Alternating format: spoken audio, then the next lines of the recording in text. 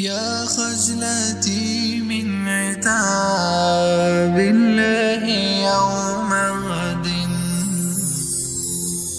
يا خجلتي من عتاب الله يوم غد، إن قال خالفت أمري أيها الرجل، علمت ما علم الناجون واتصلوا به إلي ولم تعمل بما عملوا.